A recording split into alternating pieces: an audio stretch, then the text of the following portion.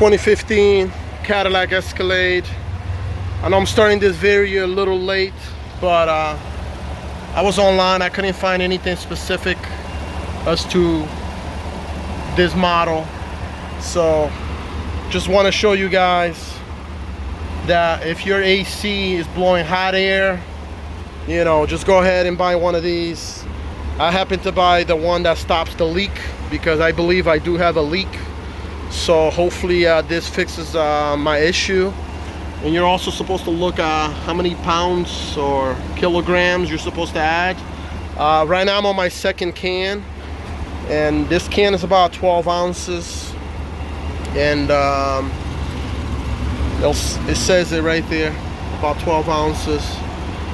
So when you translate this, I believe it equals to about 3 of these cans. So you literally need about 3 of these cans to add back what your system is missing. So right now I set my temperature, and I've been adding them in and shaking it, you know, just following the instructions. And I got my car running so I could get the right reading. And once I'm done putting it in, that should be it. Thank you.